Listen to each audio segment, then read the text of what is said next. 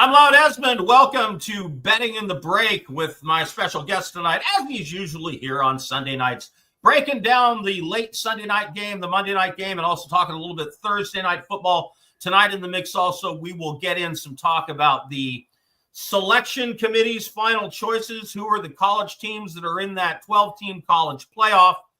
One that isn't is Alabama. And we will have a very lively discussion, I'm sure, about that.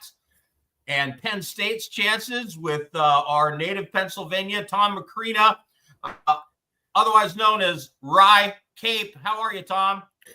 I'm wonderful. I would have loved to see that Penn State get that number 5 seed, but I guess it wasn't to be. Well, worth a shot, of course. So Betting in the Break, the concept behind the show here on the hitthepick.com YouTube page, formerly the Steer the Line page. So the idea behind the show is, of course, there's always that lull between the afternoon games and the late games.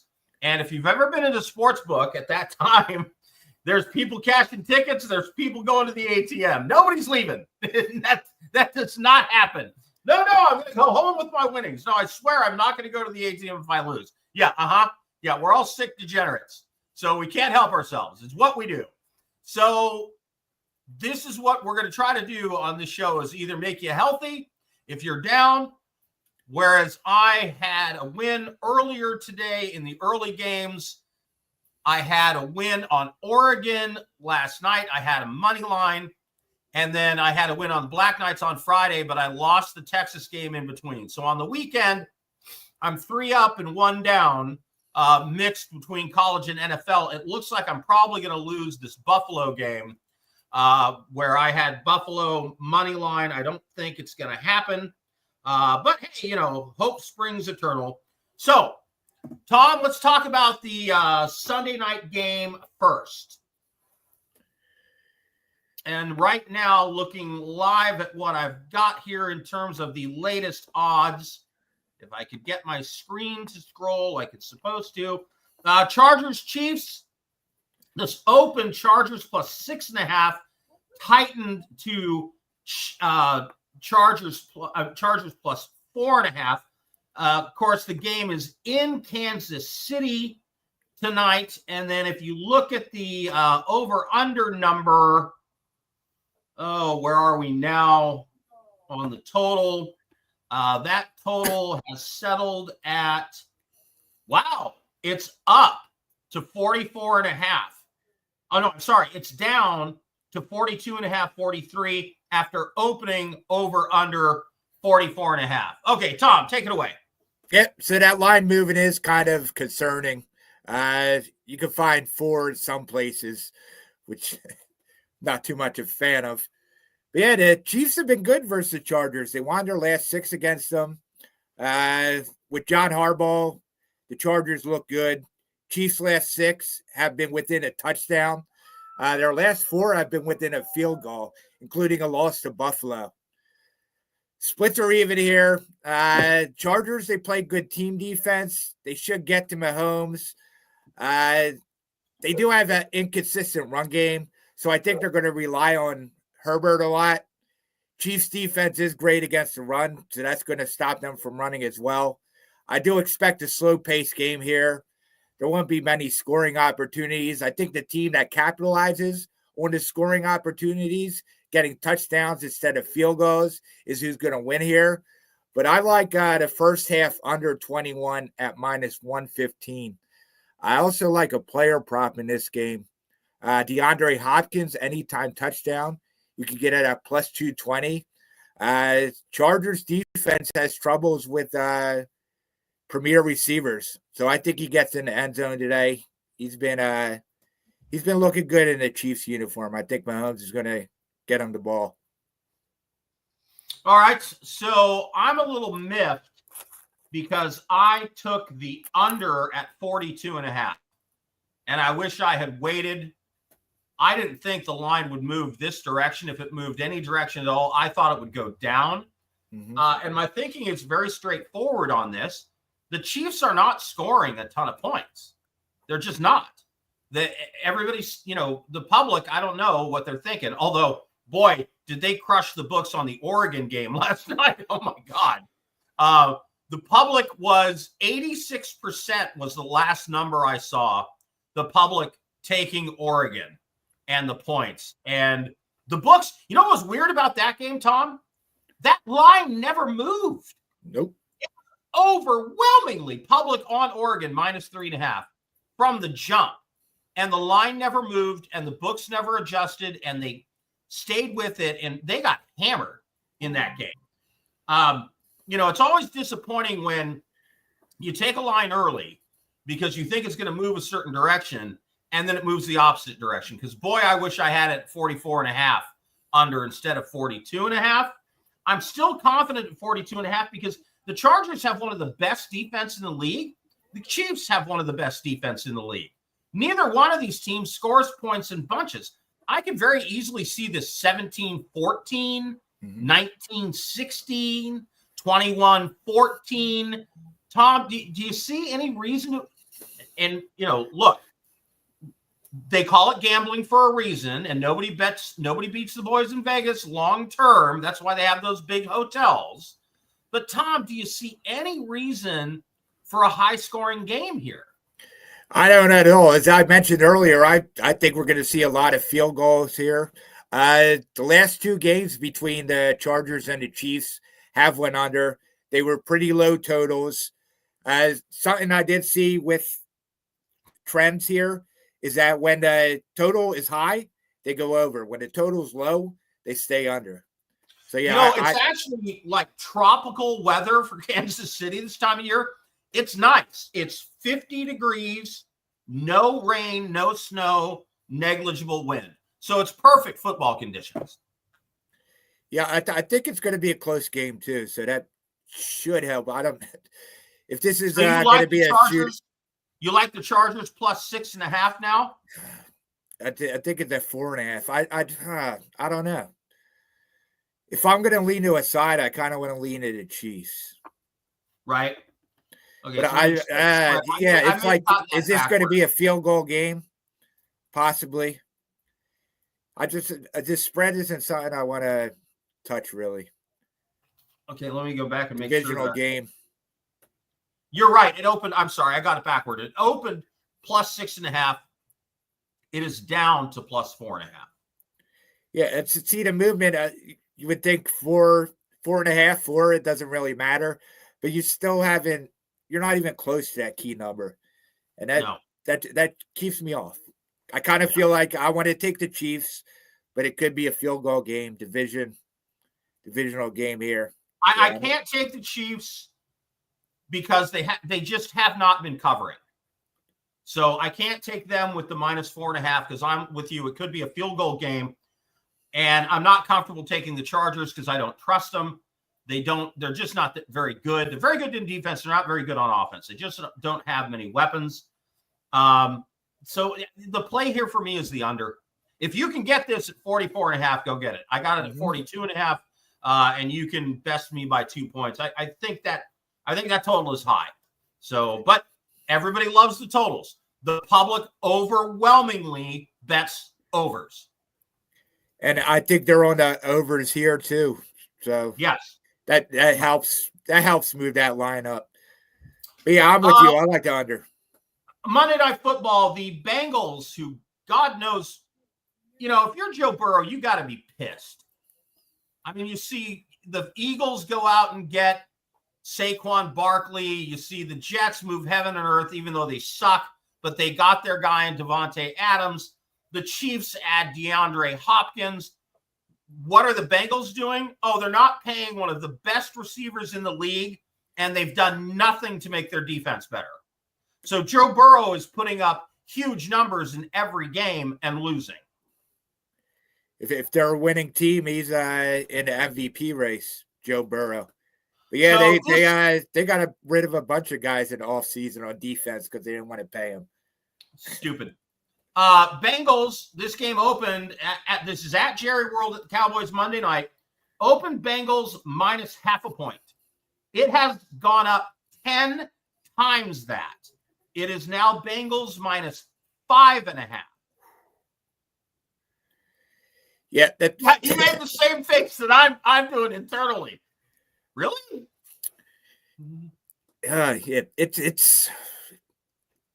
I feel like it's too many points. Dallas is rested. They haven't played since Thanksgiving. They beat the Bengals the last 5 games, the last 5 times they played them. So they have that going for them. But yeah, this is another one where I really don't want to touch the spread. I think the Cowboys are going to keep this game close. So if we're going with a 5.5, I think we have to put it on the Cowboys side. They won their first. Who I don't trust at all. Me neither. Right? I mean, I don't trust them at all. I have a rule. I do not bet on bad teams plus the points, no matter how tempting, because inevitably I get screwed when I do that. So I don't bet on bad teams plus points. It doesn't seem to ever work out for me. So both of us are like scratching our heads going, what do we do here? So let's see if there's a play. Okay. Over under 48.5. So I want to lean it over. My problem here is that those 5 games that I talked about between the Bengals and the Cowboys, they've all went under the number. Similar numbers. Some of them were smaller than this. So the way I'm looking at this, I want to go with the team total for the Bengals. As we know, they have offensive firepower. Dallas's offense, I don't know. I can't trust Dallas's offense. They have nothing at running back, and their quarterback is now Cooper Rush. So I'm sorry, I can't trust the offense. What is the Bengals total? Bengals total is now set at 27.5. I'm over. Yeah. Give me Bengals for 30. I like that too. Yeah, we think they win by 30. As you said earlier, Burrow can manage the game. He's going to get the ball to his receivers. This Dallas secondary is not good, so I think he's going to exploit that. I think we're going to see a lot of scoring here. I want to take the over for the total game, but I don't know if the Cowboys can get Don't know if the Cowboys can score. Mm-hmm. Even against as bad as the Bengals defense is. Just looking back, the Bengals have scored 38, 27, 34, and 41 in their past 4 games. And I generally don't go past 3 or 4 games to get a sense of how a team is playing because, like October was a year ago in NFL terms. So 38, 27, and that was against the Chargers defense. Mm-hmm. 34 and 41. So are they going to score 30 on Dallas's defense? Oh, hell yeah. That's like the play in that game for me. Yeah, and we have no weather problems either because we're in a dome. It's in a dome. Mm-hmm. So yeah, no, that would be the play on that game for me. Absolutely, is I would be I'm all over the Bengals team total over 30. Thursday night football, we're looking at what has now become a really interesting game. Rams at 49ers. Now, the interesting thing about this is the Seahawks are 8-5 and leading the division. The Rams, I believe, are now 7-6. And the 49ers, let me just take a quick look at the standings. Oh, wait, I've got it right here. Because I did my prep for the show earlier. NFC West, Seahawks 8-5, Rams 6-6, Cardinals 6-7, 49ers 6-7. But look at the Seahawks closing schedule. You ready for this? Oh, come on. Do what you're supposed to do, computer. I hate it when they don't behave. All right. Packers at Seahawks, Sunday Night Football. Vikings at Seahawks. Seahawks at Bears. Seahawks at Rams. They could lose 3 games. Yeah, those are 3 potential playoff teams right there. And so, and then the Seahawks have to beat the Rams in that final game. the 49ers schedule, Rams at 49ers that Thursday night. That's why this game, because if the 49ers lose to the Rams on Thursday Night Football, they're done. Yeah. 49ers then at Dolphins, and then Lions at 49ers. I don't think they can hang with the Lions. And then 49ers at Cardinals, and that's a losable game because the damn Garden Gnome, you never know when he's going to, scramble around and you lose sight of him, and then, he puts on the ring and he disappears like Frodo, and then he pops up 15 yards down the field. So he'll make a defense crazy. And then let's look at the Rams' upcoming schedule. Of course, at 49ers.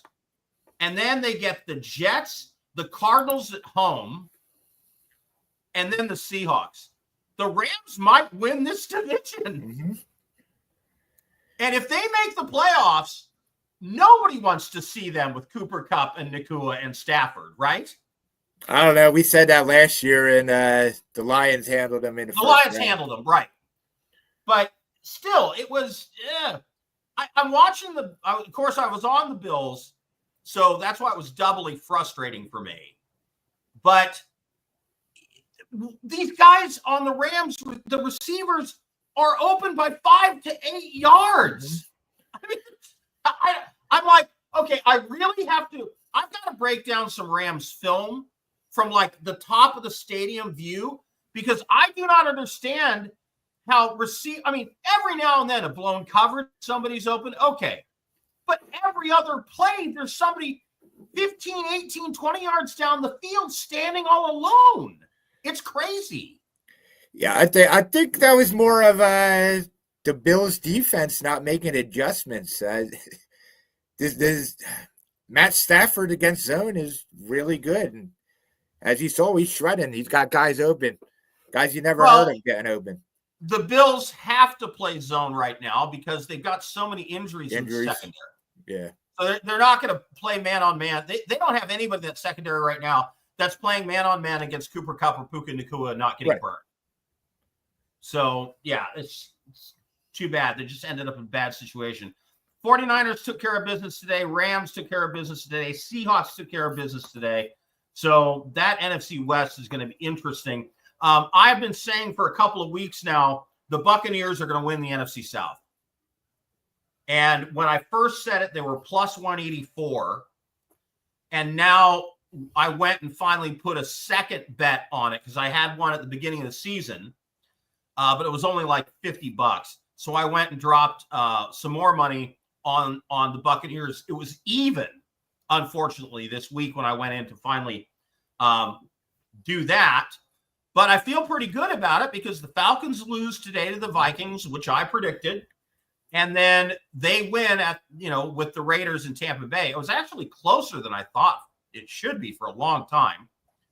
But man, Baker Mayfield, I mean, why isn't he in the MVP conversation? That's a good question. And all his weapons keep getting hurt too. And he still figures out ways to win games. He is almost as maddening to watch if you're a fan of the other team as the Garden Gnome from Arizona. But because he can do the same thing. He just does a pirouette, spins around 3 times, taps his shoes together, and throws a 70-yard touchdown. Mm-hmm. I mean, it's just insane. But the quarterbacks are doing crazy things. And, with the loss today, the Falcons are in trouble because they do not have an easy road going forward. Let me just pull this up real quick. Well, they got an easy one next week because they're at the Raiders. And then it's not that tough. They've got the Giants, but they close out at Commanders and then Panthers, who are playing better. Mm-hmm. I'm sure you watched the Panthers-Philly game today because you're a huge Philadelphia fan. Fly, Eagles, fly. What did you think of the Panthers today? They've been playing much better. Yeah, it looks like Bryce Young is learning how to run this offense. He finds his receivers. They ran the ball well, too. Chuba Hubbard's pretty good. And I think that defense has always been one of the better defenses, or at least a strength for their team. So the Buccaneers going forward, they are at the Chargers. I think that's a Buccaneers win. They're at the Cowboys. I think that's a Buccaneers win. They have the Panthers come to them. I think that's a Buccaneers win. And then the Saints come to them, and I think that's a Buccaneers win. I think the Bucs are going to go 4-0 to end out the season. Yeah, they should. I agree. I have futures on them too. But yeah, this Atlanta team they have no pass rush. Kirk Cousins look, I don't know, hurt, old. You know what he reminded me of? He reminded me of Aaron Rodgers. Oh, I enjoy laughing at the man bun's expense. I do love watching Aaron Rodgers lose. It's just, he's such an ass that I just love watching him lose. You know, the Falcons could lose at the Raiders. The Raiders, you know, there's no quit in that team. They suck. Oh, no, they won't. Desmond Ritter's the quarterback now. The Raiders have now lost both starting quarterbacks for the season. So they're down to Desmond Ridder. The Giants, could they beat the Falcons at Falcons? Maybe. But it's the Falcons at the Commanders that I think they're definitely going to lose. So Tampa Bay could even lose one of those 4 games, and I still think they win the division. Hey, we're joined by Scott Keyport from Little Creek Casino. Better late than never, man. Better late than never. Lost track of time. It's all right. Hey, since we've got you here now, I want to ask, how bad did the books, not yours, but how bad did the books take a beating on that Oregon game? I haven't seen the numbers kind of property or, you know, sort of industry wide, but yeah, we were so heavy on Oregon. I mean, you know, and to show you probably the people hate Oregon around here, and they were still betting them, and people just don't do that. So, you know, I think it was probably that way across most properties. So the first number that I saw when I looked at it earlier in the week, 95% of the public money, according to the spread.com, which tracks these things, was on Oregon minus the points. Yeah. 95%. And that's, and I was, before I looked at that, I was going to bet Oregon. The first time I saw that line, I went, oh my God, Oregon's only by 3.5. I think it should be 7. Yeah. I'm going to go bet it. And then I looked at the numbers and I went, whoa. The public is 95% on that side. I can't do it because the public never wins like that. Right. For me, I don't know about you, Tom, but if it's over 75% the public, I don't want anything to do with it. Yep. I'm the same way. I'm not going to say I'm a fade the public guy, but the heavy public backing will definitely keep me off of play. But I was on Penn State yesterday, so. So Scott Keyport, what was the bet of the day today? What was the most popular play? For us, it was the Seahawks. Of course. Yeah, after that, it was sort of a mixed bag. We actually have a good amount of action on this game, but or on the night game tonight, but it's kind of split 50-50. It's not a real heavy favorite one way or the other. What about the totals? Is there, because Tom and I are both on the under in this, under 44.5.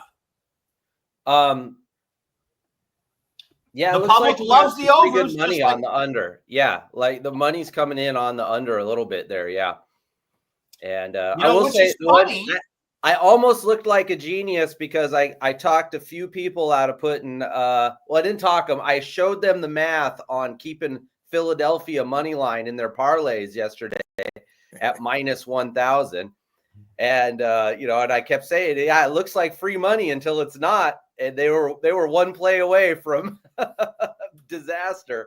So, you know, it can get tricky out there, right? What looks like easy bet isn't always.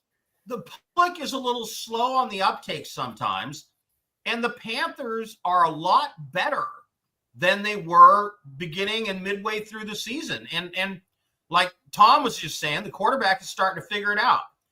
So you're split on the game tonight. Do you have any action in on the Monday night game yet? I was running so late, I didn't get to look at the Monday night game. If you give me a couple of seconds. Okay, you go look at the Monday night game, and I'm going to broach this subject, which is, thank God Alabama isn't in the college playoff. My goodness. I mean, that team is like a vampire. You have to put a stake through its heart. And thank God the committee did. Tom, do you think it's the right move that SMU gets in with a close loss in a championship game, or that Alabama with three losses to unranked teams? And a recent loss too to bad to Oklahoma, and they yeah. scored a field goal in the entire game. Yes. Now I think the fact that they made it to the championship game and it was a close game, that SMU should have got in there. I'm tired of seeing Alabama. Sorry, not sorry. You know, and as a Notre Dame fan, the fact that we were going to be rewarded with Alabama made me angry, because the fact is Notre Dame can play with anybody except Alabama, Georgia, and a couple of other programs that just get massively more talented athletes than Notre Dame can, because their academic standards are too high. Mm-hmm. I mean, you never see a guy at Notre Dame be interviewed and sound like, I mean, they all speak like, you know, they're medical students. Half of them probably are, or nuclear scientists. You know, you've got to have a 3.75 GPA in order to play on the football team at Notre Dame. Yeah. So, I mean, you know, and at Alabama, it's as long as you're not failing, you can have a C- grade point average and you get to play on the football team. Let's just say I don't think it's exactly a level playing field. But, you know, with this NIL thing, I'll tell you, Tom, Notre Dame can compete with anybody in the country on money. Have you ever gone to a Notre Dame away game anywhere? I haven't.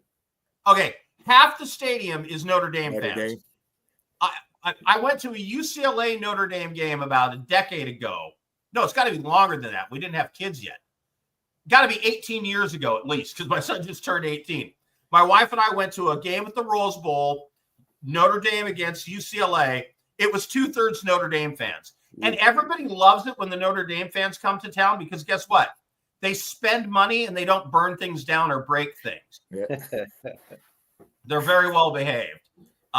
Anyway, that aside, Tom, if you were to pick somebody to bet on, tell me this, Scott, are there odds yet on the national championship brackets? I am working from home today, I am at home. That's why I was running a little late. So I haven't seen if the odds have filtered into our system. They're usually pretty good about getting those big events up pretty quick, but it might take a little bit of time to get those numbers in. All right. I'm looking at some NCAA futures and Georgia, okay, so Notre Dame plus 1,200, Penn State plus 600, Ohio State plus 500, Oregon plus 380, Georgia plus 360, Texas plus 360. So everybody else must be more than 1,200 plus 1,200. Mm-hmm. Is there a value bet in there, Tom, do you think? We talked about this earlier. I like Notre Dame. I like them at the price. I just think they're good enough on both sides of the ball. I don't know who they play. Georgia, Indiana. They get Indiana first. Yeah, I don't think they have any problem with Indiana. Georgia will probably be their first problem. That would be a neutral field game. Yes, neutral site game. All right. So yeah, I think both defenses are the strength of the team. I just think that Notre Dame's offense is a little better. And then if they may have to play Boise State. Yes. Yeah. So either Boise State, SMU, I don't think it matters. I think they score a lot of points. The other team's going to have trouble against this defense. Yeah. Plus, what did you say it was? 1,200? Plus 1,200. I think that's the value bet on the board. The one bet, and I don't bet on Notre Dame games because I'm a fan, so I'm too close to it. So I stay away from betting on those games because I don't think I see it clearly. So I can't take that value. But if I don't believe in Texas anymore, and I don't necessarily believe in Georgia because I'm not thrilled with their offense. Ohio State, forget it. Penn State, they always come up small. So right now, Oregon's plus 380.